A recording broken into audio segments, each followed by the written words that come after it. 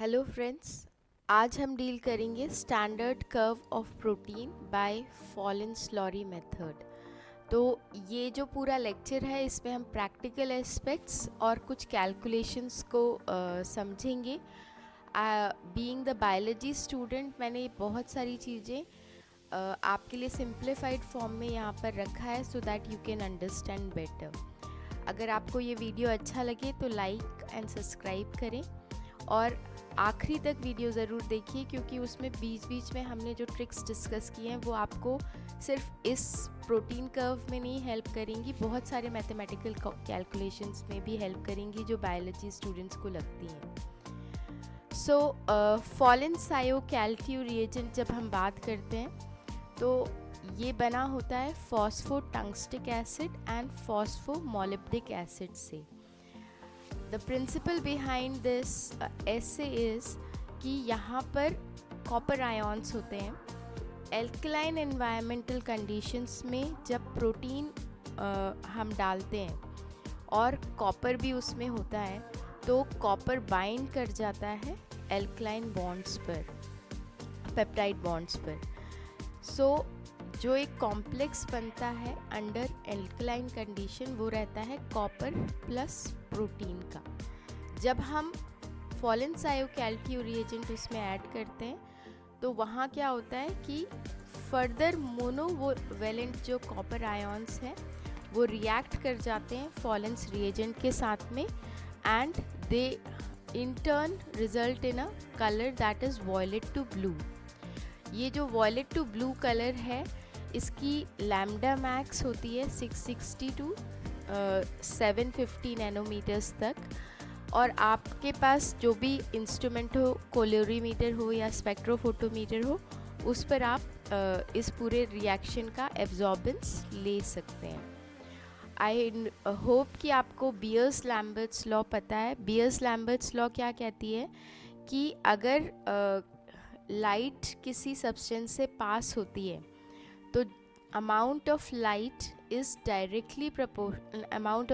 absorbed is directly proportional to the concentration of substance अगर हम width of the light unit में रख दें, सिंगल कर दें, 1 सेंटीमीटर कर दें। अब हम आते हैं कि what is the requirement for doing such practical।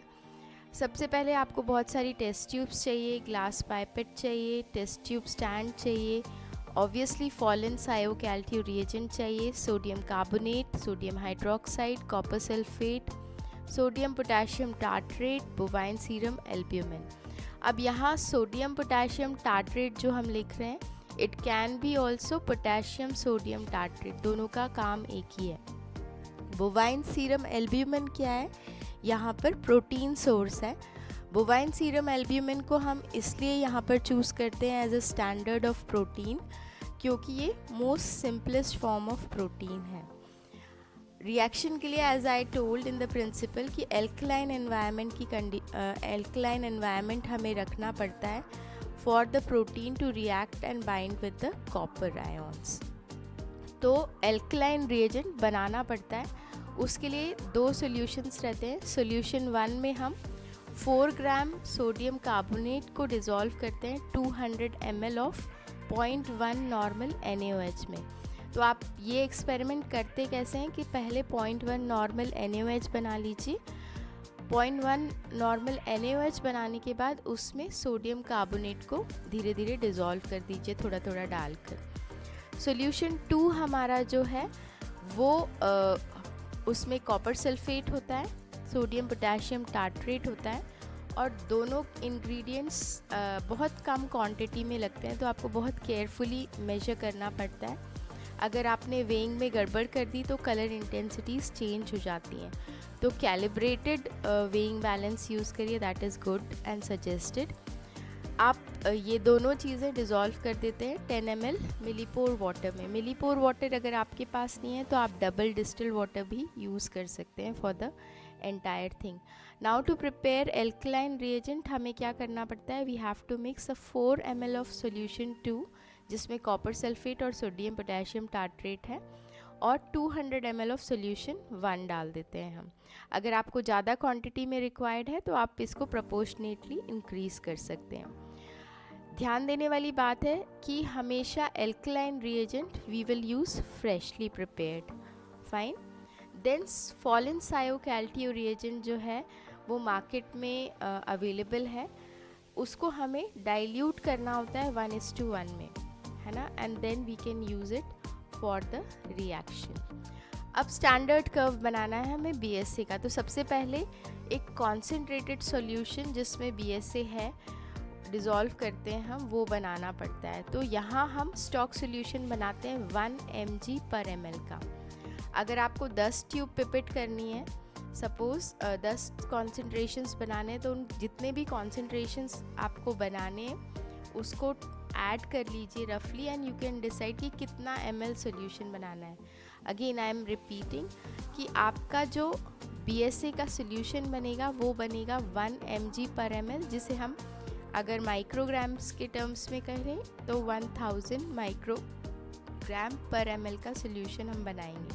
That means solution चाहे 100 ml बनाए चाहे 10 ml बनाए, उसका कॉन्सेंट्रेशन है 1000 माइक्रोग्राम पर ml.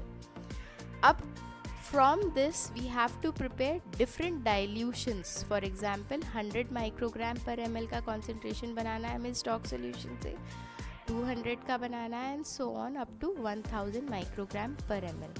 तो सिंपल सा एक फॉर्मूला है जो कहीं आपको किताबों में लिखा नहीं मिलेगा, आप इसे नोट कर लीजिए.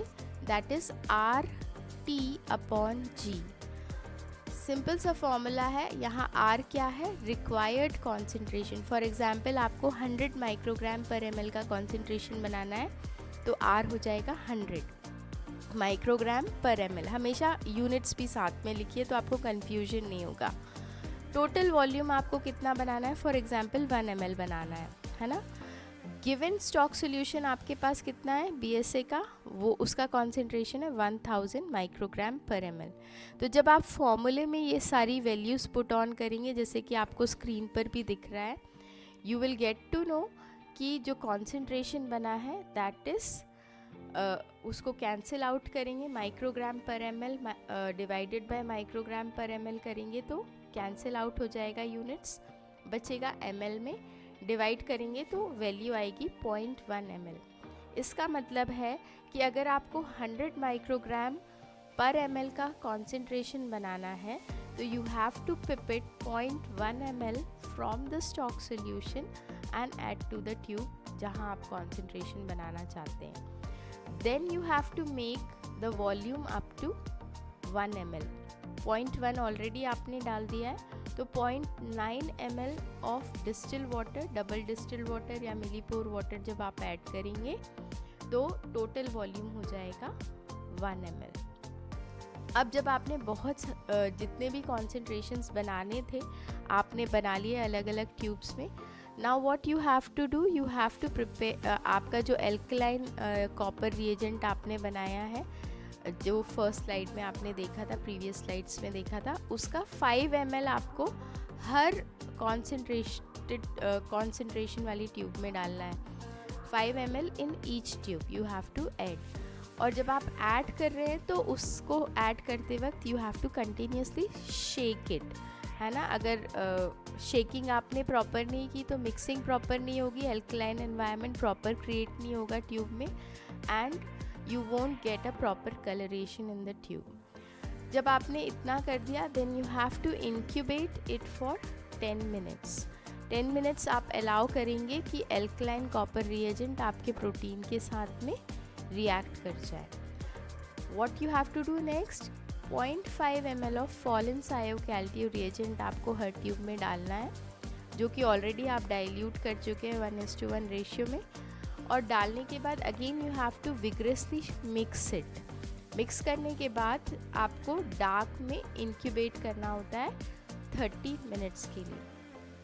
30 मिनट्स का इंक्यूबेशन ओवर होने के बाद में आपके पास जो भी इक्विपमेंट है उसमें अगर 750 नैनोमीटर का वेवलेंथ है तो सबसे पहली चॉइस रहेगी आप 750 नैनोमीटर पे रीडिंग ले लीजिए, क्योंकि 660 नैनोमीटर एक्चुअली टायरोसिन के लिए बेस्ट एब्जॉर्बेंस लैम्डा मैक्स माना जाता है. बट अगर आपके पास 750 वाला क्लोरीमीटर नहीं है तो आप के 660 पर भी आप एब्जॉर्बेंस ले सकते हैं. Then what you have to do, ये आपने जितनी भी पिपेटिंग की है इसके साथ में आप एक और ट्यूब पिपेट करते हैं. उसमें क्या रहता है, 1 ml मिलीपोर वाटर या डबल डिस्टिल वाटर रहता है, और बाकी सारा एल्कलाइन रिएजेंट आप 5 ml डाल देंगे, फॉलिन सायोकैल्टियो रिएजेंट 0.5 ml डाल देंगे. प्रोसीजरल सेम रहेगा, बस इसमें आपने प्रोटीन ऐड नहीं किया है. And this tube will be treated as blank tube. एक बार आपने सारे ट्यूब्स का एब्जॉर्बेंस ले लिया, then what you have to do, you have to take the plot the graph. Graph plot करने के लिए एक फंडामेंटल रूल है कि जो इंडिपेंडेंट वेरिएबल होता है वो हम एक्स एक्सिस पे प्लॉट करते हैं, और जो डिपेंडेंट वेरिएबल होता है we plot in on the Y axis. यहाँ आप देख सकते हो कि in the chart here we have plotted the BSA concentration, और ऑप्टिकल डेंसिटीज़ हम वाई एक्सिस पर प्लॉट करते हैं, है ना. सबसे पहले क्या करना होता है कि हमने एक टेबल बनाई, टेबल में हमने कॉन्सेंट्रेशंस जो बनाए हैं वो लिख लिया, और उसके ही बाजू में जो भी उनकी ऑप्टिकल डेंसिटीज़ आ रही हैं वो लिख दी. Now what we have to do, we have to plot the graph. ये ग्राफ प्लॉट आप मैनुअली भी कर सकते हैं ग्राफ पेपर को यूज़ कर, या फिर एक्सेल शीट पर भी कर सकते हैं. अगर एक्सेल में करना चाहते हैं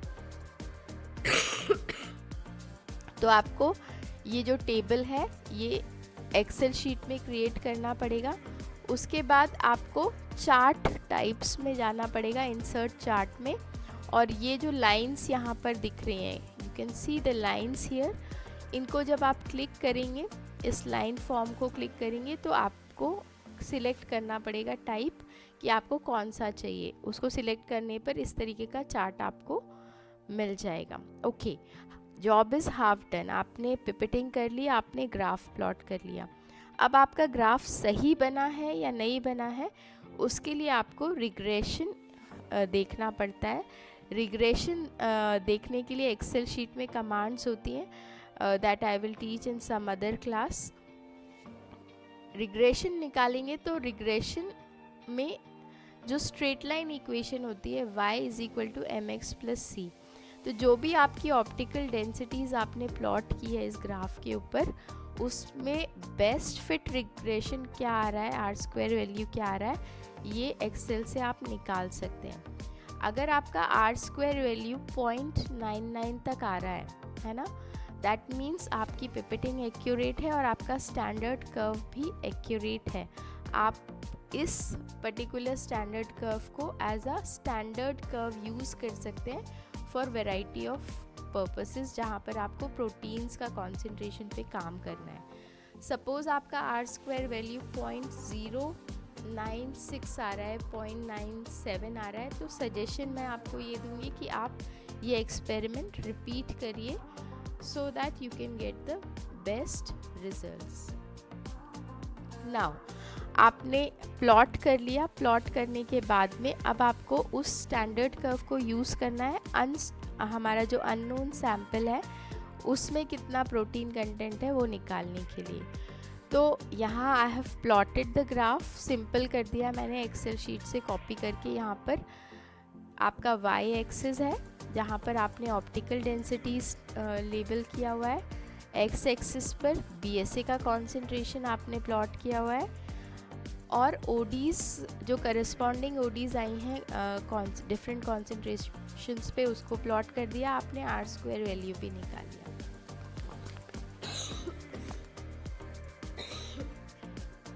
यहाँ तक सब बढ़िया है. अब आपको क्या करना है, आपका जो अननोन सैम्पल है उसमें अगेन आपको फॉलिन सायोकैल्टियो मेथड लगाना पड़ेगा. तो उसके लिए आपको क्या करना पड़ेगा, अपने सैम्पल का 1 ml लेना पड़ेगा, उसमें आप 5 ml एल्कलाइन रिएजेंट डालेंगे, 10 मिनट के लिए उसको छोड़ देंगे at a room temperature to allow the reaction to happen. एक बार एल्कलाइन रिएजेंट आपने डाल दिया, उसके 10 मिनट के बाद आपको क्या डालना है, फॉलिन सायोकैल्टियो रिएजेंट डालना है 0.5 ml. उसको शेक किया आपने प्रॉपरली और फिर अंधेरे में इंक्यूबेट कर लिया 30 मिनट्स के लिए. नाउ आपने 30 मिनट्स के बाद जब निकालेंगे तो ट्यूब में वॉयलेट कलर दिखेगा। जो आपको यहाँ ग्राफ प्लॉट दिख रहा है ओडी का, जैसा कलर यहाँ दिख रहा है, same kind of coloration appear in the tubes also. आपने एब्जॉर्बेंस निकाली है ना। एब्जॉर्बेंस निकालने के बाद में you have to actually use that absorbance for calculating the concentration of protein। अभी हमने ये सैंपल का OD तक निकाल लिया, फाइन। अब स्टैंडर्ड कर्व का क्या रोल है? तो स्टैंडर्ड कर्व जो आपने प्लॉट किया है उसमें दो कोलिनियर पॉइंट्स आपने देखा, मतलब जो स्ट्रेट लाइन में आ रहे हैं जो दो पॉइंट्स, कोई भी दो पॉइंट्स आप ले सकते हैं। जो लाइन के ऊपर नहीं आ रहे हैं उन प्लॉट्स को नहीं लेना चाहिए आइडियली। कोई भी दो प्लॉट, फॉर एग्जांपल यहाँ 300 वाला आ रहा है लाइन के ऊपर, 700 वाला आ रहा है, 800 वाला आ रहा है, तो these points are better to take for the calculation purpose. अब हमें कैलकुलेट करना है स्लोप। स्लोप का फॉर्मूला यहाँ ब्रैकेट में आपको दिख रहा है, slope is equal to y2 minus y1 upon x2 minus x1। तो जो यहाँ पर हायर वैल्यू है उसको हम x2 मान लेंगे। x एक्सिस पे जो हायर वैल्यू है, जो डॉट्स हम देख रहे हैं, ये these dots we are concentrating on, तो ये डॉट्स करस्पॉन्डिंग जिस कॉन्सेंट्रेशन के हैं और जितने OD के हैं उसको हम नोट डाउन करेंगे, x2।